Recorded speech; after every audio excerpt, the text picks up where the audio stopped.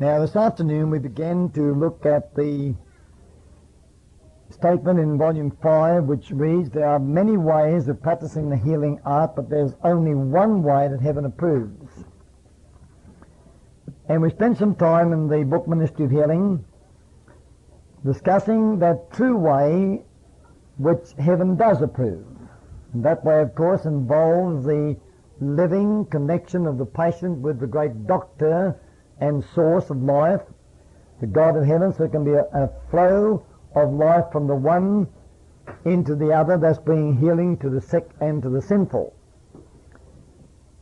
This brings to view, of course, the contrast between the ways of God and the ways of Satan. Now, a quick comparison of that right now.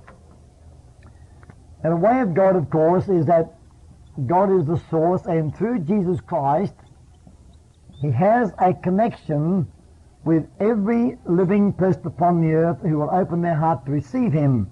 So down here we have the sick and we have the sinful. And any man or woman called upon by God to minister to the sick and the suffering must himself already have experienced that healing power before he can be a living connection between God and the needy. Now, by contrast, we have the same situation, of course, that there is God and here is Jesus Christ, but interposed between God and the needy is another being, a usurper, whose name is Satan, the great deceiver. And when the sick upon this earth, who do not understand the ways of God, look up to the wrong methods of healing which Satan has instituted, they cannot and they do not make a connection with the great source. That's an absolute impossibility. And yet, as we observed this afternoon, some astonishing miracles of healing are wrought by the various agencies through which the enemy of souls works. And we can't deny or try to wash away the fact of those great miracles. What we are concerned about, of course, is to understand the technique or the mechanism by which these miracles are effected. And that will take a lot of the mystery out of the problem and enable us to find reassurance in God's works above those of the devil. After all said and done, if you go back to the days of Pharaoh and Moses, when the man of God stood in the presence of the haughty king and threw down his staff and became a serpent, and the magicians threw down their staffs and they also became serpents, it must have been rather impressive, must it not? And at that stage, who could tell which of the two was the greater miracle-working power? Because Moses' rod became a serpent, and so did the multiplied rods of the heathen magicians and astrologers. Now, at this point, I'd like you to come back with me to Galatians, the 4th chapter. Galatians chapter 4, and let's investigate something of the basis of false healing methods, which of course appear in the miracle-working power of Satan in these last days, and of which we'll see a great deal more before the end of time shall come. In Galatians, the 4th chapter, there is laid out before us the difference between God's way and man's way of religion. We start at verse 21. There Paul says, tell me, you that desire to be under the law, do you not hear the law? For it is written that Abraham had 2 sons, the one by a bondmaid, the other by a free woman. But he who was of the bondwoman was born after the flesh, but he of the free woman was by promise. Which things are an allegory, for these are the 2 covenants, the one from the Mount Sinai which gendereth the bondage, which is Hagar. For there's Hagar as Mount Sinai in Arabia, and answers to Jerusalem, which now is and is in bondage with her children. But Jerusalem, which is above, is free, which is the mother of us all. For it is written, rejoice thou barren that bearest not, break forth and cry, thou that travailest not, For the desolate hath many more children than she which hath an husband. Now we, brethren, as Isaac was, are the children of promise. But as then he that was born after the flesh persecuted him that was born after the Spirit, even so it is now. Nevertheless, what saith the Scripture? Cast out the bondwoman and her son, for the son of the bondwoman shall not be heir with the son of the free woman. So then, brethren, we are not children of the bondwoman, but of the free. And then chapter 5, verse 1, Stand fast, therefore, in the liberty wherewith Christ hath made us free, and be not entangled again with the yoke of bondage. We know the story of Abraham and Sarah very, very well, I'm sure. In that story, in the actions of those two very fine people, is given to us a clear demonstration of the difference between false and true religion. Now in the world there are three classes of people.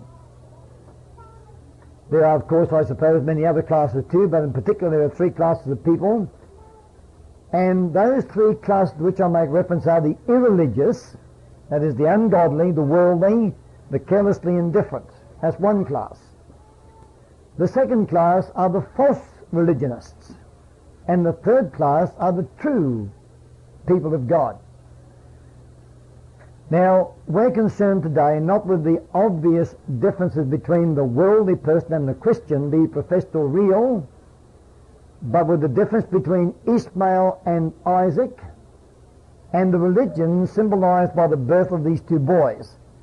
Because it is, in this story, is given to us a very clear distinction between the one method of healing which God approves and the many methods of healing which God does not approve. It also gives to us a very clear directive as to what we shall do about those false methods of healing.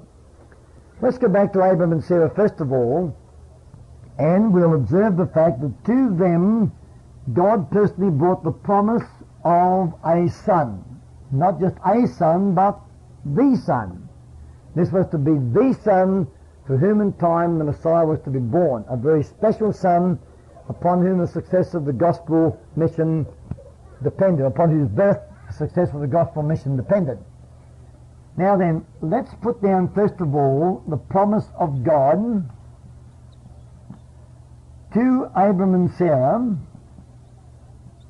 and that promise in their case was the son for whom Jesus Christ eventually would appear. Now I'm going to draw another parallel to this in regard to the health work or the health message. And hath not God given to mankind the promise of good health? Isn't that God's promise to mankind? Right? God has promised that. Now then, we'll talk about desire. Was it the consuming desire, the predominant desire of Abraham and Sarah to have what God had promised? Right. So they desired the promise. Was that commendable? Now we ask another question. Do men and women and children today desire to be blessed with good health? Absolutely. Now if this was not so, if men were content to be sick and to die in their sickness without any treatment or healing, then they wouldn't bother to spend millions upon millions of dollars on hospitals and sanitariums and medical clinics and so forth. They just die when they get sick and that'd be the end of it. So the enormous expenditure to which men go to achieve health is a clear statement of the fact that men today desire to receive the very thing that God has promised to give them. Now, let's talk about belief now. Do we find that Abraham and Sarah,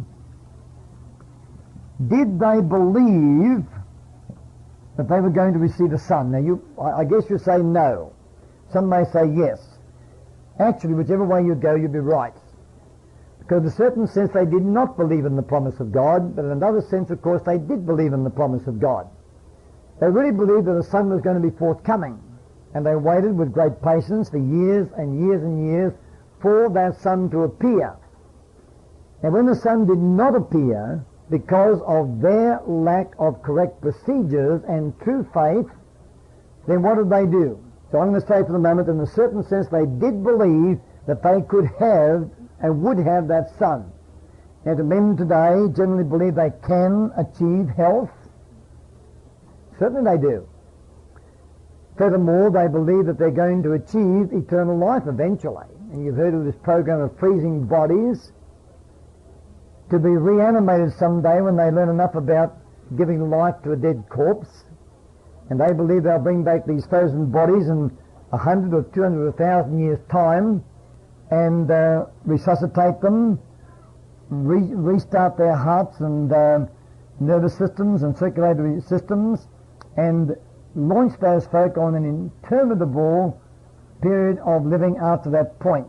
So men do believe they can achieve total health. And all kinds of programs are being advanced in this direction. Of course, some folk find the dream rather elusive as they go from specialist to specialist, from doctor to doctor, taking unending bottles of pills and potions, and still end up in a state of sickness worse than before.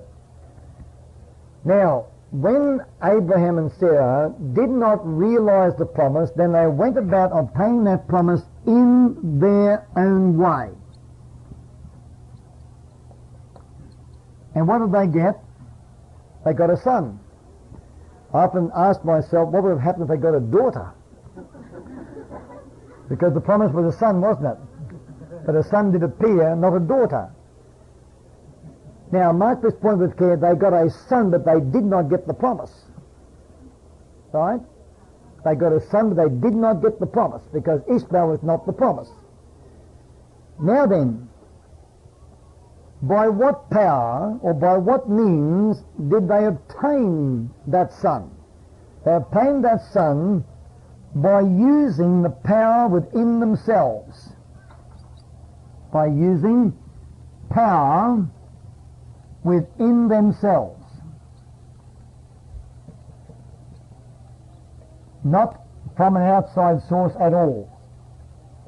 Now I'll demonstrate in a little while that every one of the false methods of healing, which God does not approve of, uses, by the application of law, they use the power already within the person to bring about what appears to be, and in some cases is, a reasonable restoration to some kind of health level. Now, looking at the situation, of course, we recognize that there was Abraham and there was Sarah, and Sarah was unable to bear children. There was death in her body, and those organs that were there for the reproduction of children were not capable of bearing a child. Therefore, in order for the promise to be fulfilled, there had to come into her there had to be not the generation of powers in herself, because those powers were dead, but there had to come into her an inflow of life from an outside source. Right? And who was that source? That source was God. Now likewise, as we saw this afternoon, for folk to obtain the promise of health that God designed we shall have, the only way is to receive an outflow of life into our bodies from an outside source. Remember the words of Ministry of Healing, page 115? The life of God in the soul is man's what? Only hope. Now what was Sarah's only hope, or Abraham and Sarah's only hope of getting a child? The life of God in her body, right? That was her only hope of having a child. And of course eventually, when she was 90 odd years of age and Abraham 100 years of age, when they had both become impotent, then that stream of life did flow into them both individually, and the child was born, the child of the promise. Now then, note something with great care. Now Abraham had two sons. One was the promise, and the other was the fruit of his own works, his own procedures, his own methods. Now God did not say to Abraham, all right, well you've got these two sons now, I have to recognize the one that you got by wrong methods, and of course I recognize the one you got by right methods. And so you now may retain both of these sons, and we'll give to Ishmael some kind of a position too in my work. Is that what God said? What saith the Scripture? Right. What saith the Scripture? Galatians chapter 4 and verse 13. Cast out the bondwoman and her son, for the son of the bondwoman shall not be heir with the son of the free woman. Now, we cast our minds back on our previous history, and we recognise the fact that in this movement and in all the various reform groups there's a very, very strong desire to achieve total health. And perhaps you might just remember how this heavy accent on the health work developed during the years. If we go back to about the 1950s in Seventh Adventist Church history, we find that prior to that point of time, almost universally the Adventist membership had complete faith that the General Conference and the ministry would solve all the church's problems. And they looked and they waited with calm expectation that this would be so. Many of you folk remember that time. Quite a few of us are Adventists that far back. Some of us, of course, are much younger than that. By 1950, however, a reaction set in because the people began to realise that the problems in the church were growing worse and worse. The departure from strict obedience to the commandments of God was likewise becoming less and less, and the problem just wasn't being solved. And so certain people around the world, reform-minded people, became very, very concerned about this and decided they'd have to do something. Remember, of course, the study we had a few years ago on this principle of men jumping to do something to stop the ark from rocking, as Uzzah did back there when he was slain because he disobeyed God and touched the sacred ark when he ought not to have done so. And certain men arose with leadership qualities and gathered around themselves groups of people whose main burden was to recover that obedience to the law which they felt was true righteousness. Now they made the mistake of looking at righteousness only as what we do, whereas in fact what is righteousness first and foremost? It's what we are. And therefore what we do is but the result of what we are. Obviously then the first thing to set right, or have set right, is that transformation of character which will produce in us a new state of being from which will naturally spring the fruits of righteousness. Now these people then dedicated themselves to obey all the law as God had written it, and so they began to straighten out their lives on Sabbath keeping, on dress, and on health. And dress and health became the two major areas of concern. And wouldn't you agree that when these little reform groups spring up around the country, and they're still springing up from time to time, what are the two things above all else upon which they concentrate? Dress and health. Those two things. Now, because of the more careless living of the previous time span, these folk had developed certain health problems, some of which were casual and some of which were chronic. And they figured, they reasoned, as we said this afternoon, that if law breaking took away my health, then law keeping is going to give it back to me. Overlooking the fact, of course, that the law is not a life giver, but only a life preserver, and that God alone is the life giver. However, as they straightened out their practices, their health habits, they naturally began to feel a decided improvement in their energy and vitality and well-being. They no longer ate between meals. They now ate solid, nourishing food, 3 and sometimes only 2 times a day. And because now they were paying great respect to the laws of their bodies, they naturally benefited because of that. But they still found that their chronic illnesses remained. So what did they do? They then reasoned, well, if so much law-keeping has done so much good, then more law-keeping must do more good, which is a very seemingly logical route to take. And then began a quest for details of the law which they felt they must have overlooked. And so little tiny points began to be magnified into very big points, and a certain level of fanaticism or extremism began to emerge amongst them.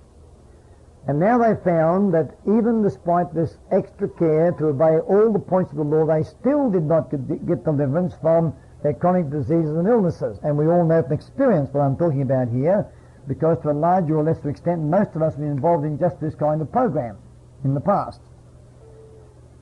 Now, with some people, of course, this now became a fetish or an obsession to search and search and search for every new little practice, every new little potion, every new herb, every new vitamin, every new mineral, every new book that came on the market, in an endless quest to find that elusive health which continually kept just beyond their reach. Now finally, to us in this movement, with that kind of background to a larger or a lesser extent, I remember, a meetings here in Arkansas, we'd come to camping and I'd give a study on some beautiful principle of truth, which to me was very wonderful and glorious. And I'd go outside and hear folk, they walk out of this building after such a study and they settle down to arguing about whether beans were vegetables or fruit. You don't know how to discourage me, I tell you. But I said nothing, and I said, well, the Lord will educate us in due time, and surely enough he has. And when you look back at it now, how childish almost those silly arguments were. Because health reform is something far bigger than simply arguing whether beans are fruits or vegetables. Now, the time came when, as in the case of Abraham and Sarah, now what we've done, of course, is exactly what Abraham and Sarah did back in their experience with Ishmael and then with Isaac.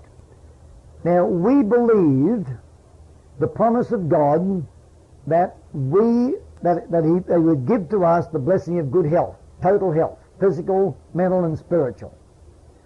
And believing that, we desired the promise with all our hearts and souls, but because we were ignorant of God's way of bringing to us the gift of health, we went about that in another way, which was literally a human works program. And the result was that, like Abraham and Sarah, we did get a decided improvement. We got something as a result of what we had done, but we did not get the promise. Because what does the promise involve? It involves the flow of life from God into man, doesn't it? And nothing short of that will provide man with that health which God has promised to us. It's something much richer and more blessed, of course, than the slight improvement we gained by the old works program that we had before. Now what we have to face is this, that there's only one way that heaven approves. There is only one son back there which heaven approved, and which son was that? Isaac, not Ishmael. There was no approval at all for Ishmael. That is true, of course, that God promised that Ishmael should become a great nation. But God was only recognizing the outworking of law when God said that. Because today, who is the far greater nation numerically in this world? That religious system, symbolized by Ishmael, which seeks to fulfill God's promise by man's plans, or is the other system, symbolized by Isaac, where God is the plan maker, the larger numerical body in the churches today? The answer is very obvious, of course. That system which Ishmael symbolizes is by far the greater so far as numbers are concerned. So when God said that Ishmael should become a great nation, he was only talking about the natural outworking of law, nothing more than that. God did not personally see to it that Ishmael became a great nation. God would sooner by far have seen Ishmael become nothing at all. But of course God was not going to work a miracle to prevent the outworking of the mistake made by Abraham and Sarah. And when we come face to face then with this problem, the fact that we have been in a certain way of health seeking, and now God lays before us another way, just as back in Abraham's day, Abraham and Sarah had been involved in a certain way of bringing forth a son, and now God laid before them another way, then what did they have to do with the old son? Cast him out. There would be a total and complete separation between Abraham and Ishmael, and also between Abraham and Hagar. Because the old and the new cannot abide together. God's ways and man's ways can never work in partnership. What says the scripture? Cast out the bondwoman and her son, for the son of the bondwoman shall not be heir with the son of the free woman. There can be no marriage between these two systems. Now, what lesson taught by Jesus Christ brings to view the same principle?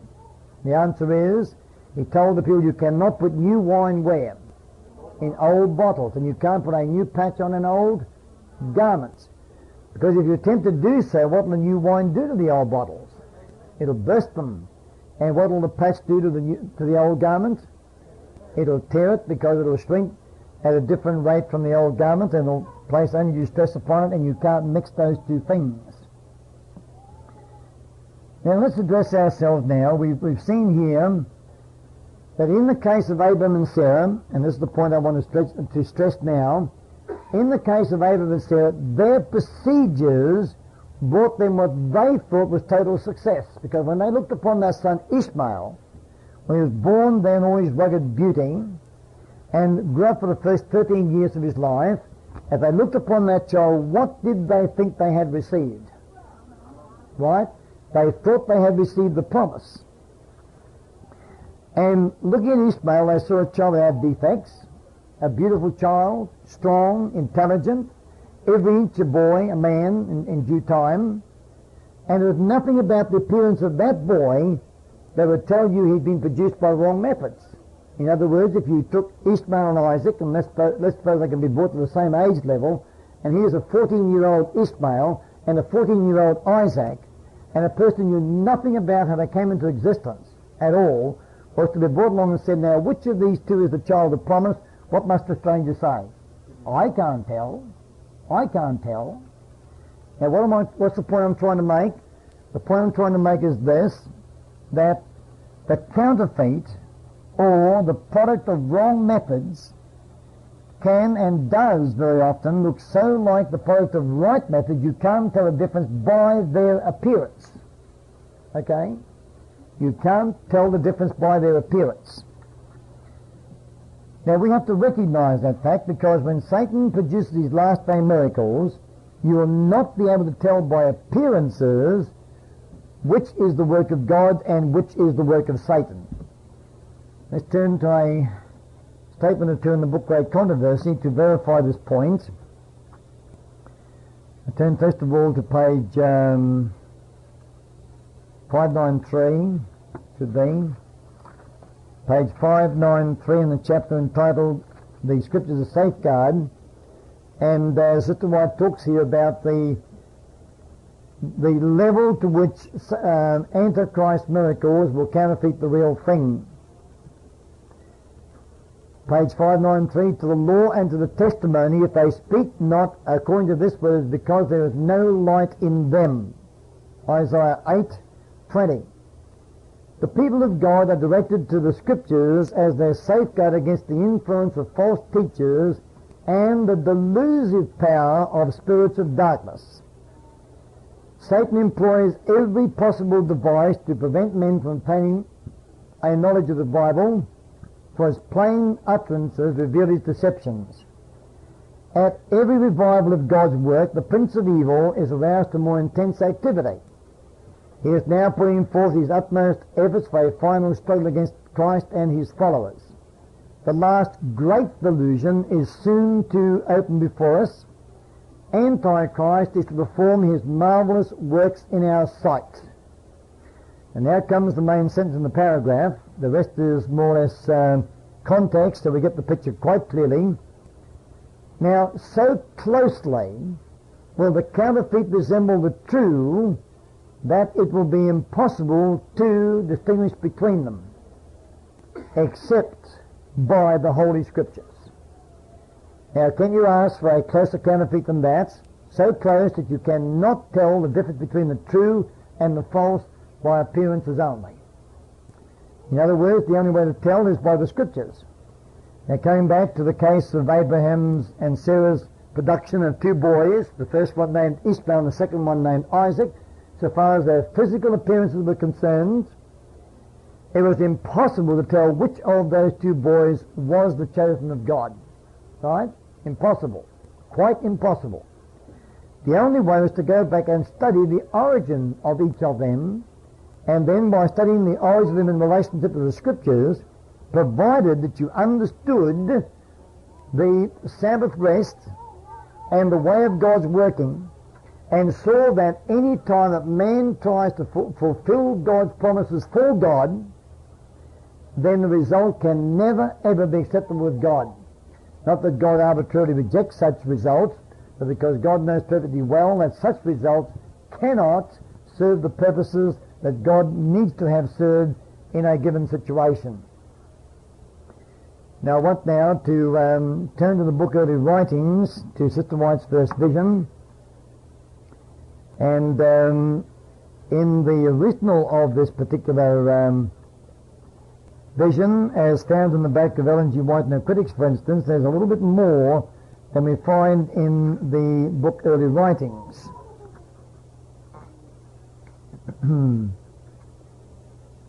Was it the first vision? I thought it was. Yes. Now this talks about the people upon the path and in the light. A very familiar chapter to us, of course, as we made reference to this before.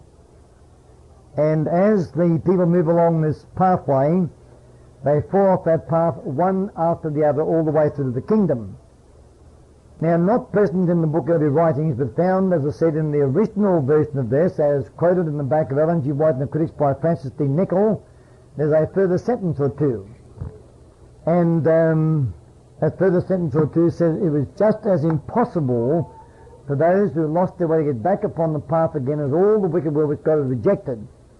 And then Sister Wright says that Satan breathed an unholy influence upon these people, and some appeared to have been really converted so as to deceive and draw back God's people. But if their hearts could be seen, they would appear just as black as ever. Now I used to puzzle over that statement because it plainly says that some of these people appeared to have been really converted, but if their hearts could be seen, they would be just as black as ever.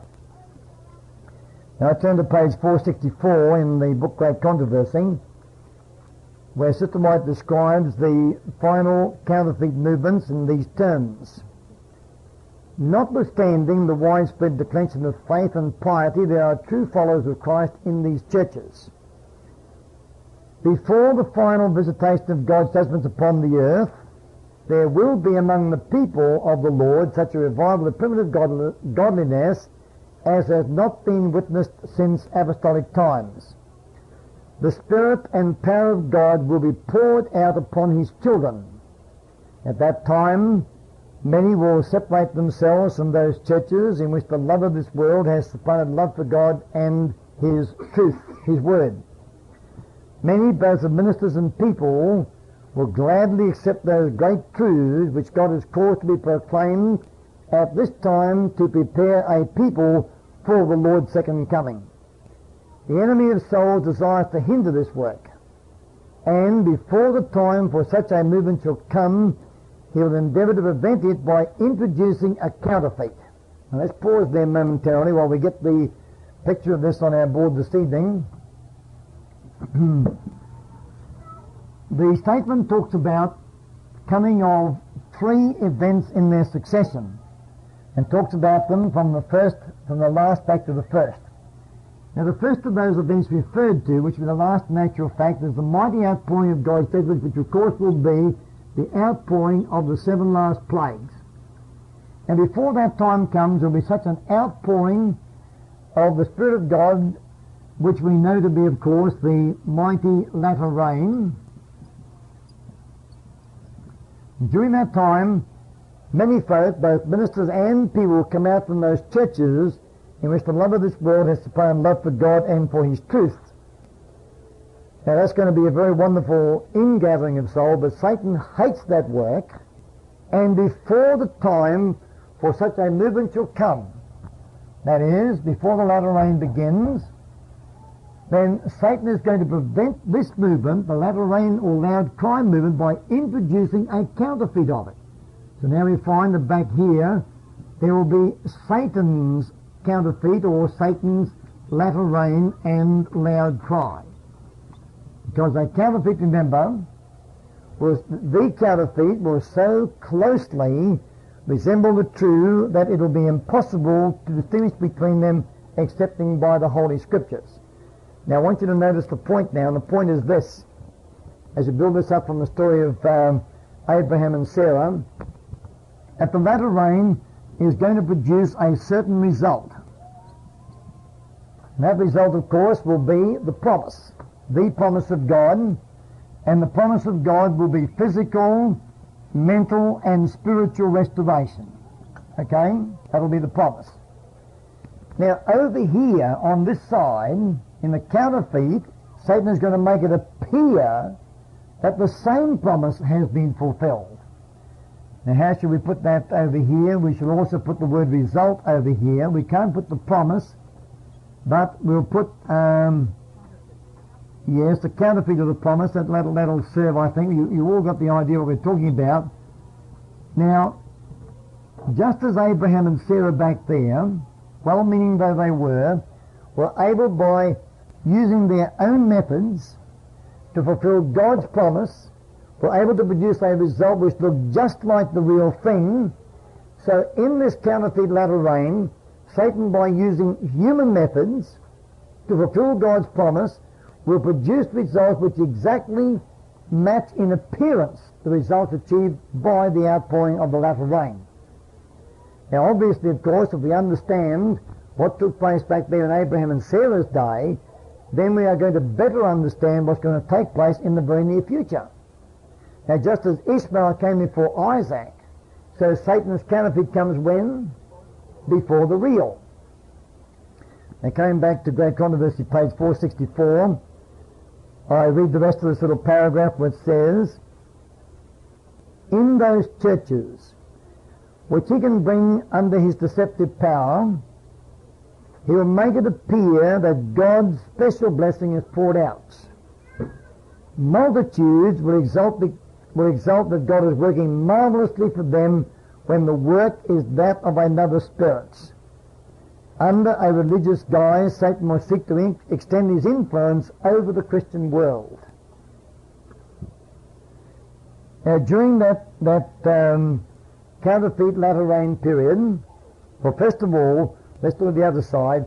During the actual latter rain period, there will be miracles of conversion, when men will be transformed in character, will totally give up their old way of life, and turn over to live a new way of life altogether. All right, then, if that's going to happen in the real latter rain, what will you see happen in the counterfeit latter rain? Same thing. There'll be fantastic conversions in which men will leave behind them their old way of life and turn over to a new way of life altogether. And looking at appearances, we'll say there's no difference between these two. But will there be a difference? Absolutely. And what will that difference be? The difference will be that in the real latter rain, there will be an actual inner transformation within the person himself. The old nature will have been rooted out, the new life placed there instead, and the transformation will go so deep that the whole person will be changed, and the conversion, of course, will abide. You'll stand the test of time, and that person will go on from victory unto victory. But in the counterfeit, the change will be outward and not inward. It'll be a matter of a change of behavior, not a change of nature or a change of the person. But as I said a moment ago, from the outward appearance, of course, the casual onlooker will not be able to tell the difference between one and the other. Now, secondly, during the real latter rain period, there'll be some people with desperate illnesses, terminal cancer, heart trouble, and various other ailments, who will be healed by the inflowing power of God's Spirit and totally restored to health again, just as the leper was back in the days of Christ. Now, if those kind of miracles are going to take place in the real latter rain, what's going to take place in the counterfeit latter rain? The same thing.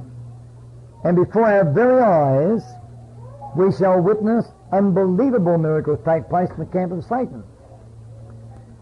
Now, I believe if we understand the means by whereby Satan affects that, of course, we'll not be surprised by it, nor puzzled by it, but we'll know that the apparent miracles are going to be very, very temporary in nature, or if they are permanent, it'll be because Satan has been able to, first of all, bind the person, which he can do by working to their minds, and then later releasing them so they give all the appearance of actually having been delivered from very, very terrible sicknesses and illnesses.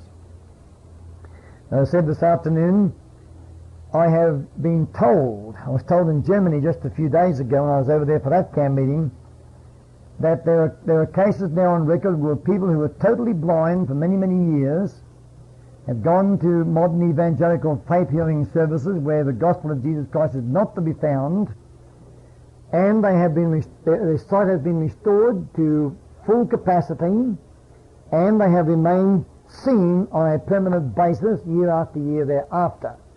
And doctors looking at their eyes have testified that their sight has been fully and completely restored. And I can believe that, while at the same time knowing perfectly well that Satan does not have the power to infuse life into a person where there is already death.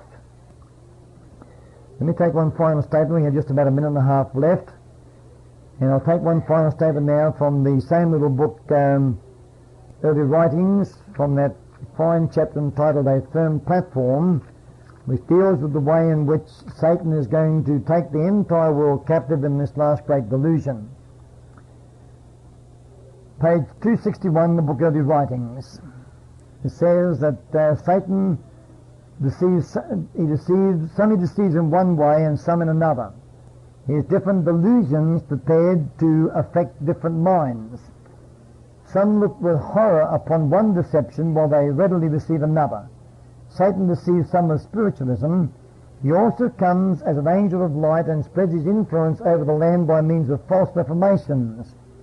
The churches are elated and consider that God is working marvelously for them when it is the work of another spirit. The excitement will die away and leave the world and the church in a worse condition than before. Note those words. The excitement, that's a key word now which we're looking at in more detail tomorrow. The excitement will die away and leave the world and the church in a worse condition than before. Now, to quickly round out tonight's study, then the point is we're making is that there is a way of seeking health and righteousness which is man's way of trying to fulfill God's promises. That way does achieve a result which to all appearances looks just like the real thing. There's God's way, which is the only way that really brings the promise itself, and as I said before, we can't tell the difference between the one and the other because they look so much alike. Only when we know the procedure by which the one or the other is achieved can we tell whether it is of God or whether it is of Satan. So very obviously, of course, we'll have to be wide awake and on our toes to escape being deceived and led astray during the final events of this world's history. And tomorrow morning we'll continue this theme by looking into more detail into the techniques whereby Satan is able to make it appear that fantastic miracles of healing have been achieved.